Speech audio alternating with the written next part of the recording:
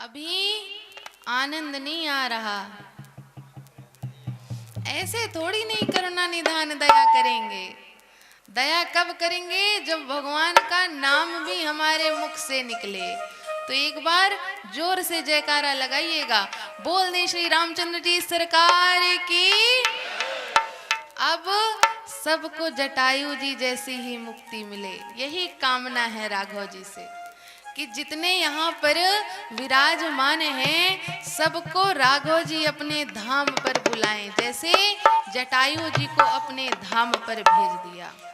अब जटायु जी सुरधाम पहुंच गए और राघव जी ने उनके शरीर की अंत्येष्टि करी। देखिए जटायु जी कितने बड़भागी हैं। दशरथ जी उनके पिता थे, कितना प्रेम करते थे, लेकिन अंत समय में भगवान के उनको दर्शन नहीं हुए। उनके द्वारा भगवान की अंत्येष्टि नहीं हुई। दशरथ जी की अंत्येष्टि राघव जी ने नहीं करी, लेकिन जटायु जी कितने बड़भागी हैं कि भगवान की गोद में उन्होंने प्राण छोड़े और उनकी अंत्येष्टि भी किसने करी? श्री राघव जी ने करी। तो धन्य है ऐसे पक्षी राज जटायु को, धन्य है ऐसी भक्ति को। अब जटायु जी को सुरधाम पहुंचा करके अब राघव जी दक्षिण की दिशा में आगे बढ़े। जब भगवान दक्षिण की दिशा में आगे बढ़े, वहीं पर कौन रहती थी? माता शबरी। माता शबरी संतों की बहुत बड़ी भक्त थी। 10 वर्ष की अवस्था से ही वह संतों की सेवा में आ गई। तब उनको मतंग ऋषि जी का सानिध्य प्राप्त हुआ, उनको उन्होंने गुरु बनाया, उनकी सेवा करती थी। जात से शबरी जी भीलनी थी। जब मतंग ऋषि जी अपने धाम को जाने लग गए, तब शबरी जी से कहा कि अब तुम यहीं रह करके आश्रम की देख रेख करना। शबरी जी ने कहा कि नहीं ऋषिवर, मैं भी आपके साथ जाऊंगी, मैं यहाँ पर क्या करूंगी अकेले, मेरा और कोई सहारा नहीं है, मैं क्या करूंगी यहाँ पर अकेले। तब मतंग ऋषि जी ने कहा कि शबरी, एक समय जब भगवान मानव के रूप में पृथ्वी पर अवतार लेंगे, तब वो तुम्हारे इस आश्रम पर आएंगे, तुमको दर्शन देंगे। शबरी जी ने कहा कि कब आएंगे प्रभु, मुझको दर्शन देंगे गुरुवर। तब गुरु जी ने कहा कि अभी तो समय है, अभी तो दशरथ जी का कौशल्या जी से विवाह ही नहीं हुआ। जब उनका विवाह होगा उसके बहुत बाद में भगवान का प्रादुर्भाव होगा, अभी समय है, अभी इंतजार करना पड़ेगा। तब शबरी जी ने मतंग ऋषि जी की बात को मान करके गुरु जी की बात को माना। क्या माना? कि भगवान एक दिन उनको दर्शन अवश्य देंगे। अच्छा, हम और आपके जीवन में, सबके जीवन में गुरु तो होंगे, सबने गुरु मुख हुआ है, सब गुरु दीक्षा लिए हैं। अच्छा एक बात बताइए, गुरु जी की बात मानते हैं कि नहीं मानते? अच्छा गुरु जी की बात छोड़िए, ये बताइए गुरु जी को मानते हैं कि नहीं मानते? हाँ कि ना? हाँ तो बोलिए, सुनाई अब इतनी दूर नहीं सुनाई दे रहा। मानते हैं?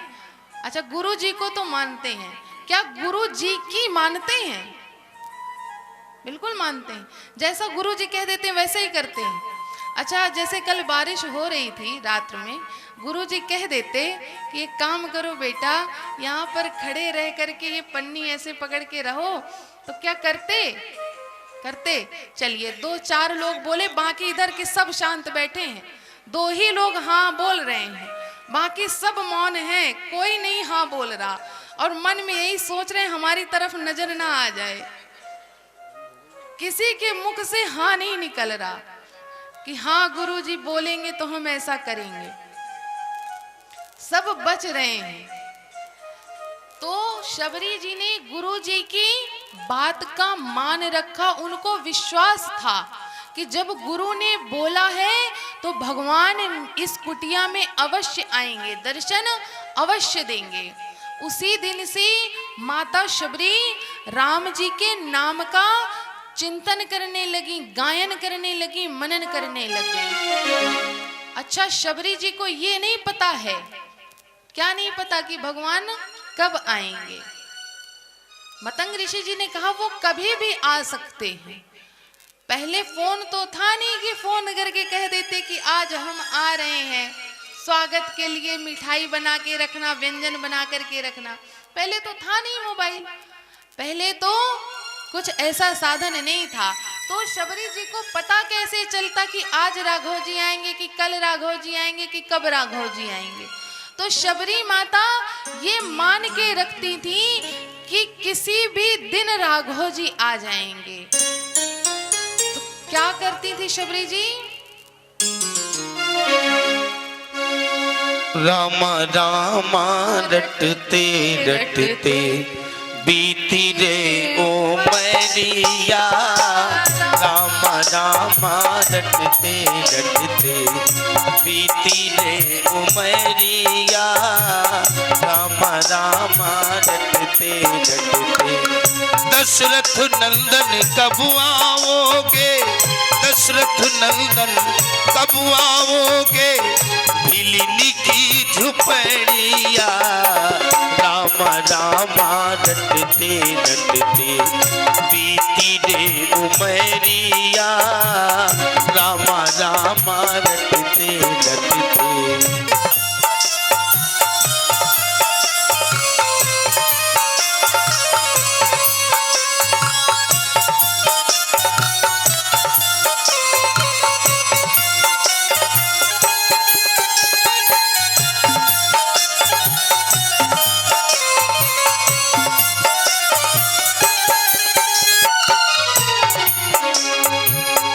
सबरी भिलनी की जाई, भजन भाव नहीं जानू रे, मैं सबरी भिलनी की जाई, भजन भाव नहीं जानू रे।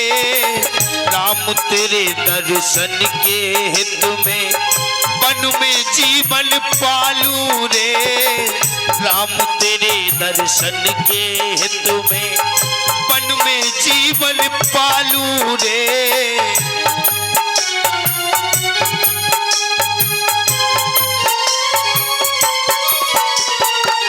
चरण कमल से निर्मल कर दो, चरण कमल से निर्मल कर दो, भिलनी की झुपड़िया, रामा रामा रटते रटते बीती रे उमरिया, रामा रामा रटते रटते बीती रे उमरिया, रामा रामा रटते रटते।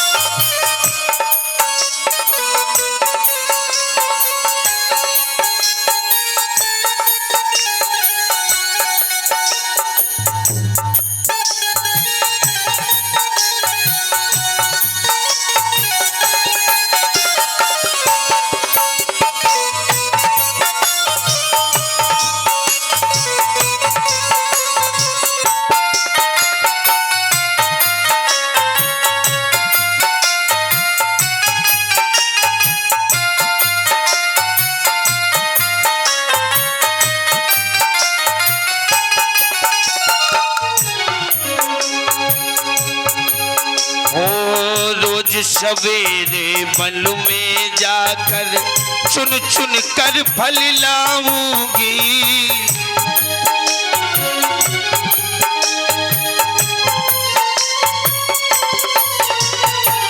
रोज सवेरे वन में जाकर चुन चुन के फल लाऊंगी।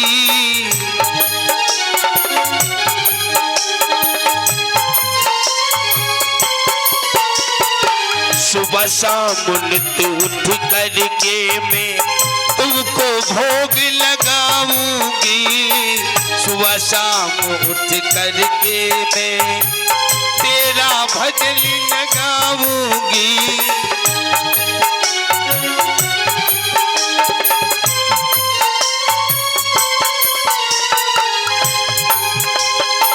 पद पंकज की रज मस्तक पर, पद पंकज की रज मस्तक पर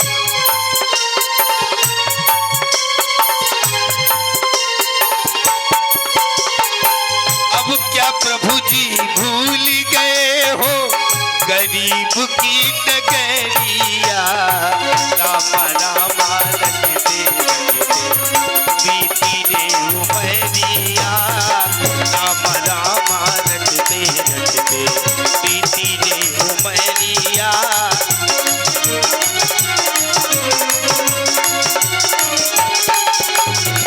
दशरथ नंदन कब आओगे, दशरथ नंदन कब आओगे, सबरी की झुपड़िया।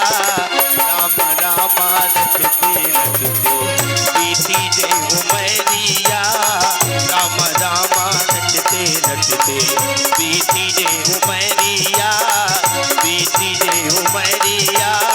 राम राम रटते रटते बीती रे उमरिया। राम राम रटते रटते, राम राम रटते रटते, राम राम रटते रटते।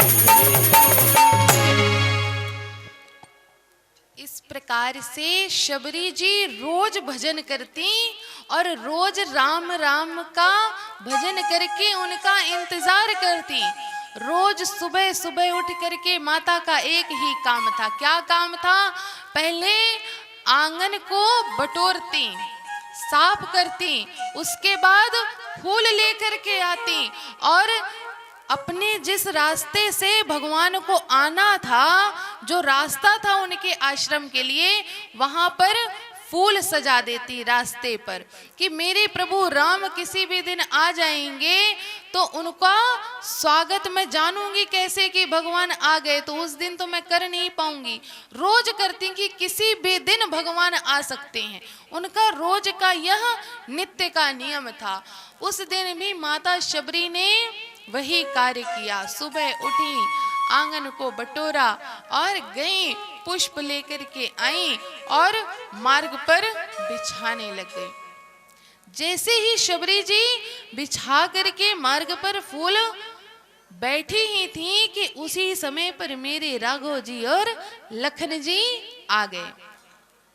जब राघव जी और लखन जी आ गए, अच्छा शबरी माता को कैसे पता चलता कि यही भगवान है?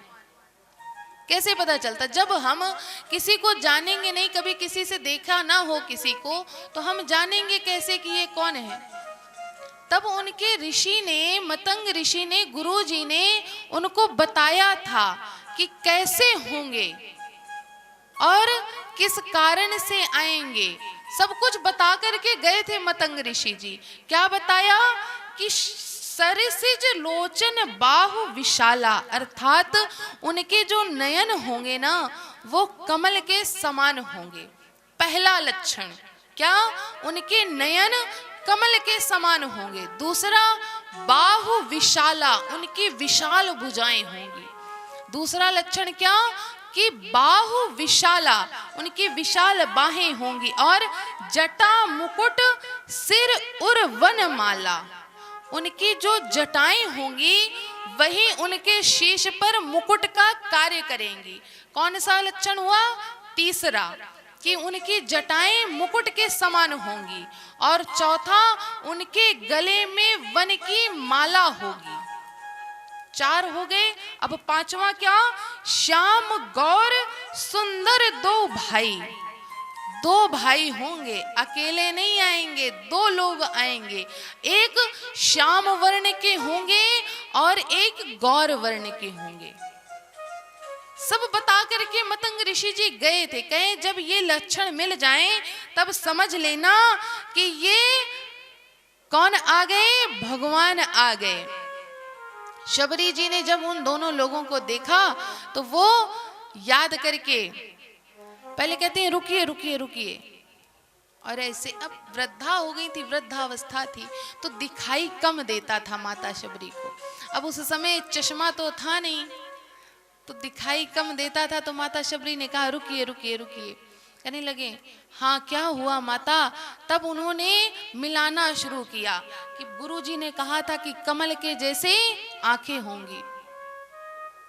दिख तो रही हैं कमल के जैसी आंखें, हाँ आंखें तो बड़ी सुंदर हैं। अच्छा दूसरा क्या लक्षण है? विशाल भुजाएं होंगी। दिखने में तो बड़े विशाल हैं, बड़े बलशाली हैं, भुजाएं भी बड़ी विशाल हैं। हाँ 2 लक्षण मिल गए। तीसरा जटाएं मुकुट के समान होंगी। अच्छा हाँ इनकी जटाएं तो ऐसी हैं कि जैसे मानो मुकुट बना हुआ है। हाँ 3 मिल गए। अब चौथा गले में वन की माला होगी। हाँ दोनों भाइयों ने वन की माला पहन करके रखा है, ये भी ठीक है। अभी तक सारे मिल गए। अब कहने लगे अब एक और गुण मिल जाए तो मैं मान जाऊं कि यही मेरे भगवान हैं। क्या? 2 भाई हैं, एक का रंग हाँ दिखने में तो ये श्याम रंग के हैं। अच्छा दूसरे, अरे ये तो बड़े गोरे हैं। जैसे ही शबरी जी ने पूरे गुण मिला लिए, उसी समय भगवान के चरणों में नतमस्तक हो गईं। तो एक बार हम आप सभी प्रेम से जयकारा लगाएंगे। बोल दे श्री रामचंद्र जी सरकार की जय हो, लखन लाल जी सरकार की जय हो। अब जैसे ही माता शबरी को ये विश्वास हो गया कि यही राघव जी हैं, यही मेरे प्रभु हैं जिनके लिए मैं अभी तक प्रतीक्षा कर रही थी, मानो माता शबरी के खुशी का ठिकाना नहीं है। उनको लगा कि मैं क्या ना कर दूं भगवान के लिए। आज मेरी कुटिया में भगवान पधारे हैं। सब माता शबरी के ऊपर बहुत हंसते थे, उनका मजाक उड़ाते थे कि क्या कभी भगवान भीलनी के घर आएंगे क्या? भगवान को आना होगा तो क्या यही भीलनी है जिसके घर आएंगे? सब उनका बड़ा मजाक उड़ाते थे। वही सब याद करके माता शबरी के आंसू रुक नहीं रहे। कौन से आंसू? प्रेम के आंसू, भक्ति के आंसू, खुशी के आंसू। माता शबरी बहुत बहुत प्रसन्न है और कहने लगी मेरी कुटिया में तो ऐसा कुछ खाने के लिए है नहीं, भगवान आए हैं, 56 भोग मेरे पास तो है नहीं। गई माता और पास में उनके बेर लगे हुए थे, तो जा कर के माता कुछ फल और बेर लेकर के आई और माता प्रभु को खिलाने लग गई। प्रेम में भगवान सब खा गए और बाद में शबरी जी से कहने लगे कि मैं आपके इस प्रेम से बड़ा प्रसन्न हूँ। शबरी जी ने कहा कि प्रभु मैं जानती हूँ कि आप मेरा मन रख रहे हैं। क्या मैं एक जात की भीलनी हूँ, मैं आपकी कैसे सेवा कर सकती हूँ? ना मैं पढ़ी लिखी हूँ, ना मुझे मंत्र आते, ना मुझे आपकी पूजा करने का तरीका पता, मैं कुछ नहीं जानती प्रभु। मेरे पास जो था मैंने आपके सामने समर्पित कर दिया, मैं कुछ नहीं जानती, मैं तो पढ़ी लिखी नहीं हूँ। तब भगवान ने माता शबरी को नवधा भक्ति का उपदेश दिया कि माता कोई जन्म से या जात से या किसी भी प्रकार से भक्त नहीं कहलाता। वो भक्त कब कहलाता है? जब उसके अंदर ये गुण होते हैं। जिसके अंदर ये 9 गुण में से कोई एक भी आ जाए वही मेरा भक्त है। उसको ना पढ़ने की जरूरत है, ना लिखने की जरूरत है, ना उच्च जाति का होने की जरूरत है, ना उच्च कुल का होने की जरूरत है। जरूरत किसकी है? मैं भक्ति के 9 मार्ग बताता हूँ और इस आपके माध्यम से, हे शबरी माता, आपके माध्यम से ये 9 मार्ग जन जन तक पहुंचेंगे। तो जिनको भी मेरी शरण में आना हो वो इस नवधा भक्ति के 9 मार्ग से भी कोई भी एक मार्ग को चुन लेगा तो मेरी शरण में आ जाएगा। वो कौन से मार्ग हैं? प्रथम भगति तन कर संगा, प्रथम भगति तन कर संगा, दूसर रति मम कथा प्रसंगा। प्रथम भगति प्रथम भगति तन कर संगा दूसरी रति मम कथा प्रसंगा प्रथम भगति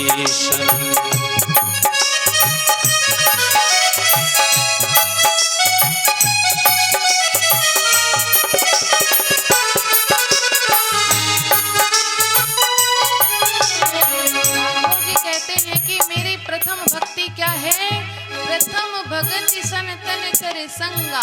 पहली भक्ति कौन सी? संतों का संग, जिसके लिए हम और आप सब यहाँ पर एक माह के लिए एकत्रित हुए हैं। किसके लिए एकत्रित हुए हैं? प्रथम भगति सन तन कर संगा दूसर रति मम कथा प्रसंगा। भगति तन कर संगा दूसर रति मम कथा प्रसंगा प्रथम भगति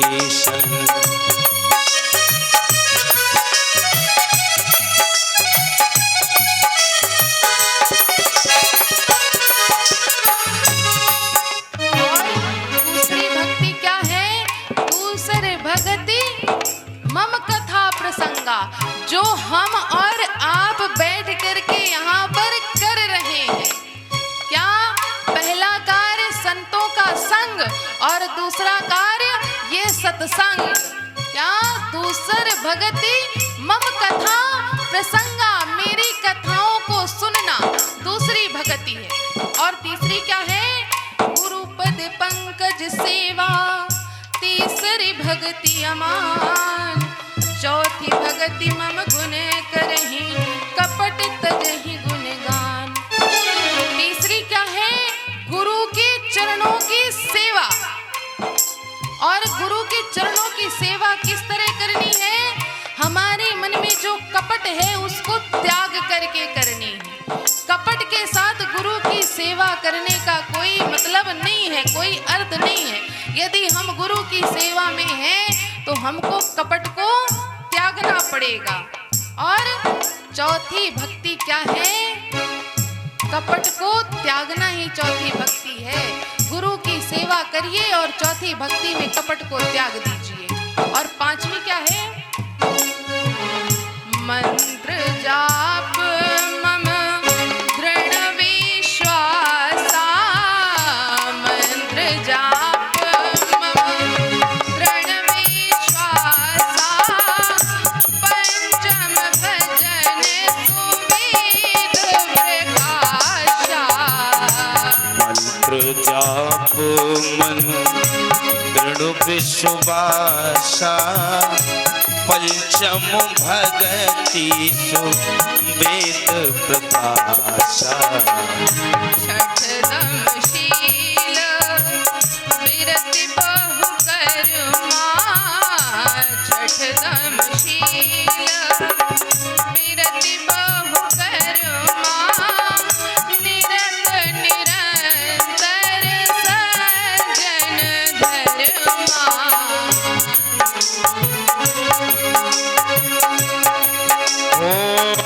छठतम शील विरत सहु करना, नित्य निरंतर सज्जन धर्मा।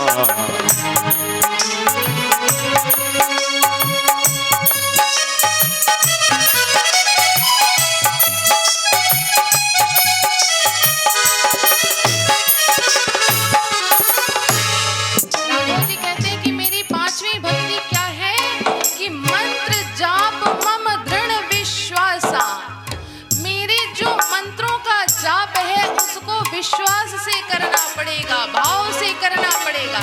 ये नहीं कि मंत्र है उसको हम केवल एक अपनी दैनिक दिनचर्या के लिए करें। इससे कल्याण होने वाला नहीं है। कल्याण कब होगा? जब दृढ़ विश्वास होगा। किसके प्रति? उस मंत्र के प्रति।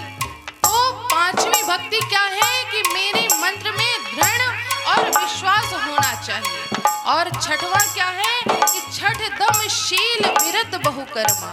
मतलब छठ दमशील अर्थात मनुष्य के अंदर शीलता होनी चाहिए, दम्भ होना चाहिए, तब मुझको वो प्राप्त कर सकता है। अब सातवीं भक्ति क्या है? सातम सम मोहि मय जग देखा, सातम मय मोहि मय जग देखा, मोते संत अधिक कर लेखा, सातम समोहे मैं जग देखा, सातम समोमय मैं जग देखा, मोते संत अधिक कर लेखा, मोते संत अधिक कर लेखा। आठम जथा लाभ संतोषा, आठम जथा लाभ संतोषा, सपने हूँ नहीं देखहि परितोषा। आठम लाभ दर्शन दोषा, सपने ही नहीं दे कहे पर दोषा। नवमो सरल सब संग छल हीना, मम भरोस हिये हरस नबीना।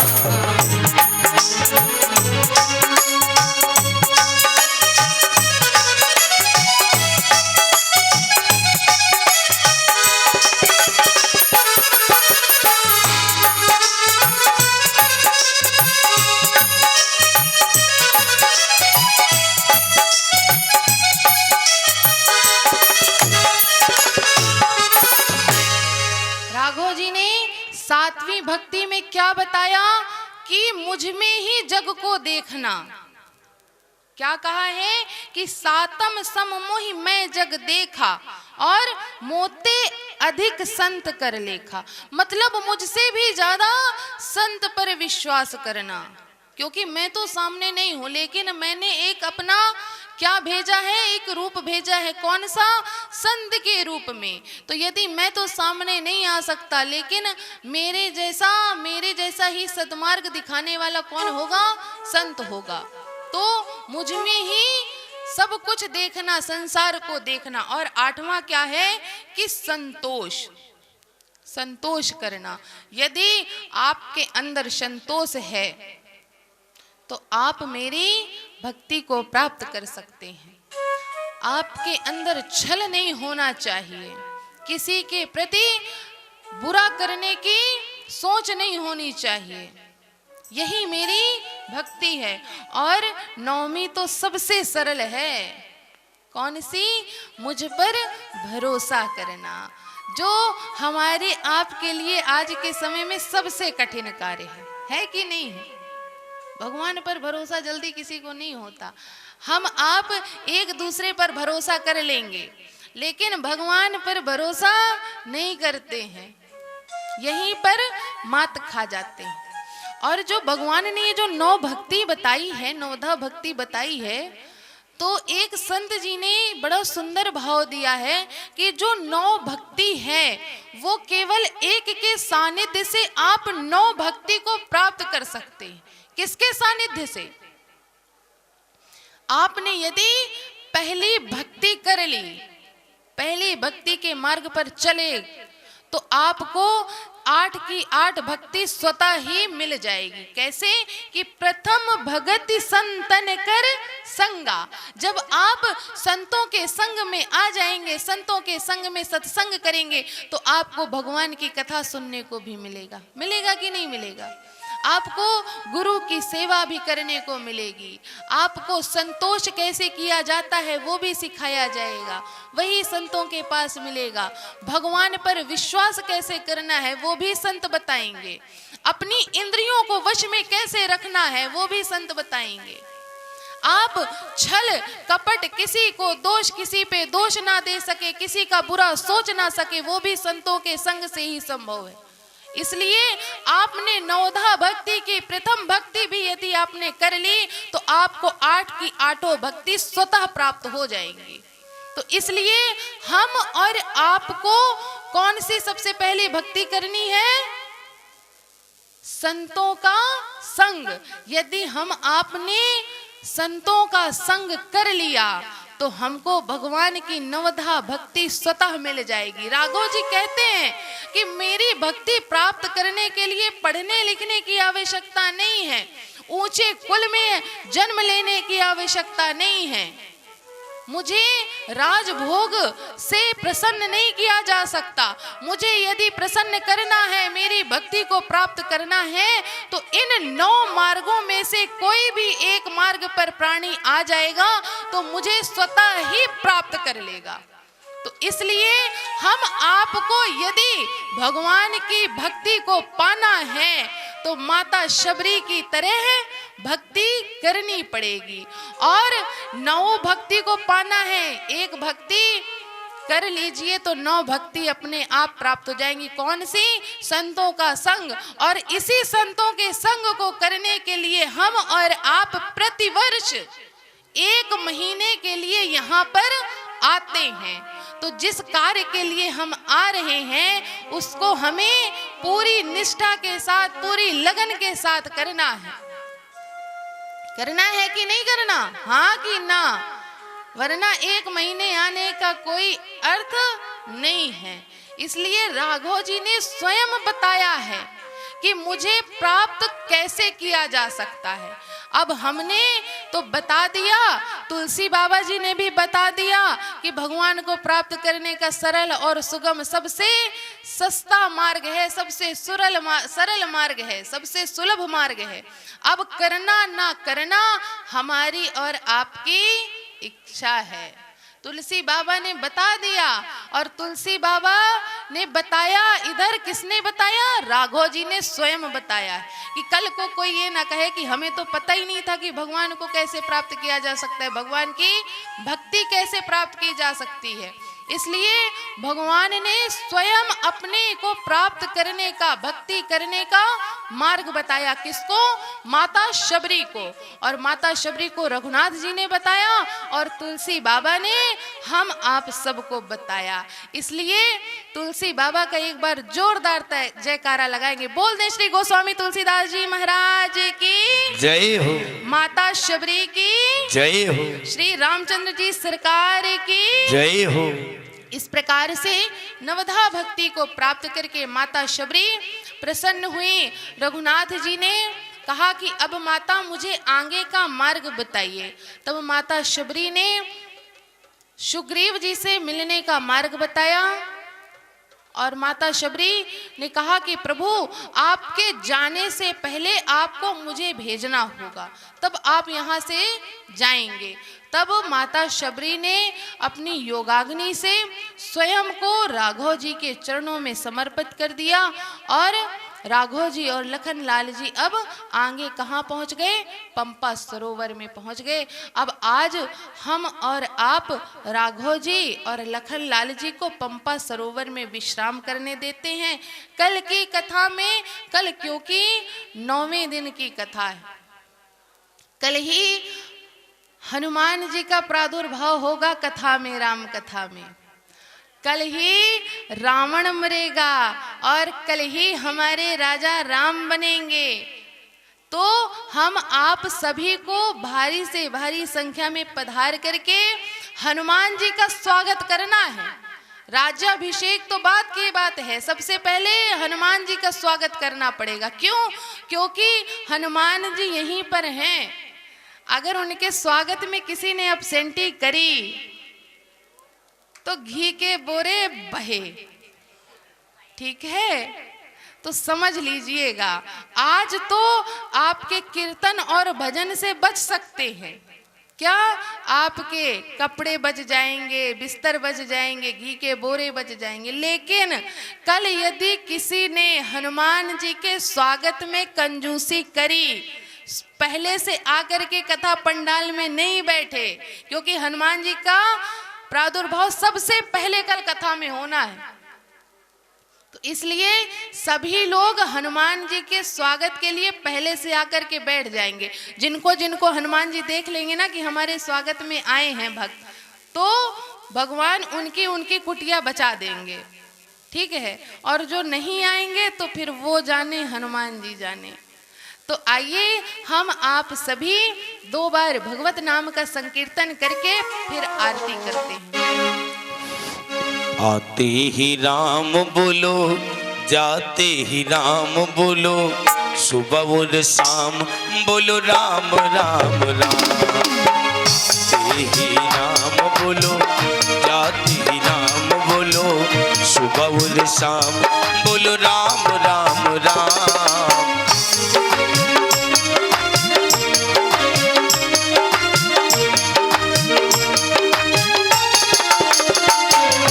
जय सीता राम बोलो, जय राजा राम।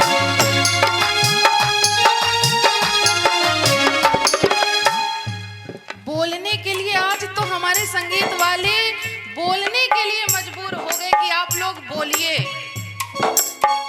तो जब वो खुल के बोल रहे हैं कि बोलो जय सीता राम राजा राम, तो क्या करना है? बोलना है। क्या बोलना है? जय सीता राम बोलो, जय राजा राम। जय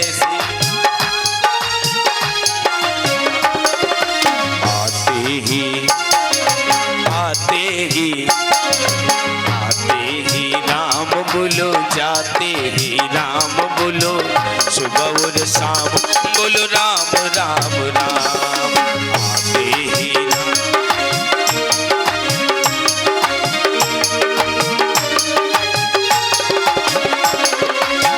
सीता राम बोलो, जय राजा राम। जय सीता, जय राजा राम बोलो, जय सीता राम। जय राजा राम। आते ही राम बोलो, जाते ही राम बोलो, सुबह और शाम बोलो राम राम राम।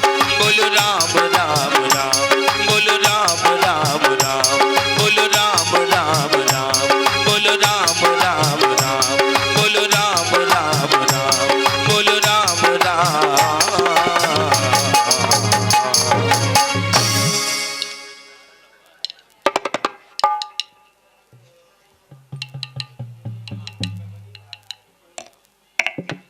हेलो, समस्त श्रोतागण अपने अपने स्थान में खड़े हो जाएं।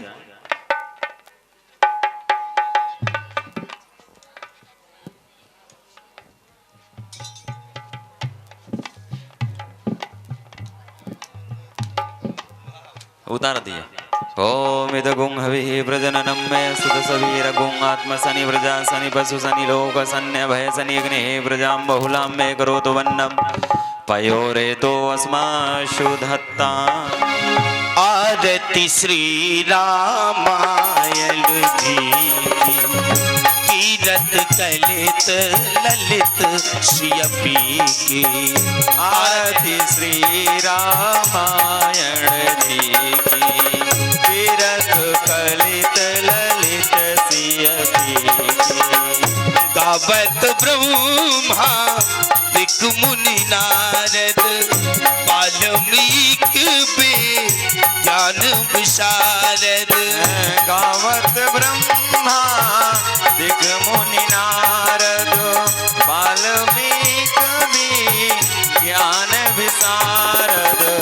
सुख सनिकादि शेष अरुशारद, बरनि पवन सुत कीरति की। आरती श्री रामायण जी की, कीरत कलित ललित श्रियपी की। गावत वेद पुराण ज्ञानी अष्टदश शिव शास्त्र सब ग्रंथन को रस गावत वेद पुराण अष्टदश छहो शास्त्र सब ग्रंथन को रस मुनि जन धन सल तन को सल बस साध अंश समूमत सब ही आदि श्री रामायण जी की कीरत कलित ललित सियती की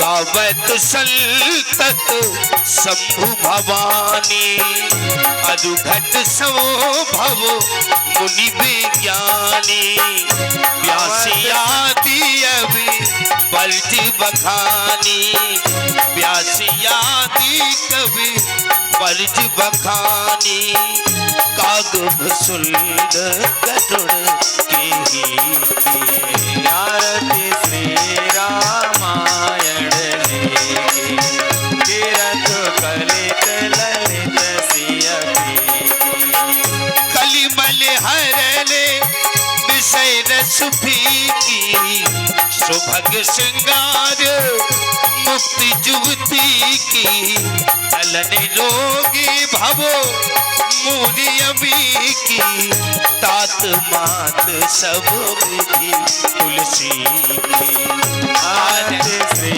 रामायण जी की कीरत कलित ललित सियती की ओ आरती श्री रामायण जी की कीरत कहलित ललित सियपी की कर्पूर गौरम राम संसार सारम भुजगेन्द्रहार सदा वसंतम हृदयार विल्ले भवम भवानी शतम नमामि तुमेव माता च पिता तुमेव बंधुश्च सखा तुमेव वेदा दृढं तुमेव सर्वं त्वमेव देव हरि राम राम राम हरि हरे कृष्ण कृष्ण कृष्ण हरे हरे राम राम हरे हरे कृष्ण कृष्ण हरे हरे राम राम हरे राम हरे राम हरे राम राम हरे राम राम हरे राम राम हरे राम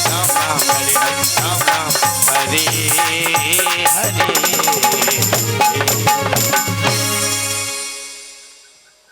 अरार्तिक्यं समर्पयामि जलेन शीतलीकरणं पुष्पै देवादिवन्दनम् आरोग्यार्थे आत्मादिवन्दनं नाना सुगन्धपुष्पाणि यथा कालोद्भवानि च पुष्पाञ्जलिर्मया दत्तं ग्रहण परमेश्वरा प्रार्थना पूर्वक मंत्र पुष्पांजलि समर्पयामि मंत्रार्था सफला संतो पूर्ण शत्रु मनोरथा सत्तुना बुद्धिना सस्तो मित्राणामुदय सवा साष्टांग प्रणामा बोलो राघवेंद्र सरकार की जानकी मैया की जय हो। लखनलाल जी महाराज की जय हो। श्री सीता रामचंद्र भगवान की जय हो। श्री हनुमान जी महाराज की जय हो। गंगा महारानी की जय हो। यमुना महारानी की जय हो। सरस्वती महारानी की जय हो। श्री प्रयागराज महाराज की जय हो। श्री हनुमान जी महाराज की जय हो। श्री बालानंद स्वामी की जय हो। श्री बालानंदाचार्य नगर की जय हो। श्री श्री 1008 महामंडलेश्वर कपिल देवदास नागाजी महाराज की जय हो। श्री श्री 1008 महामंडलेश्वर कपिल देवदास नागाजी महाराज की जय हो। गुरुदेव भगवान की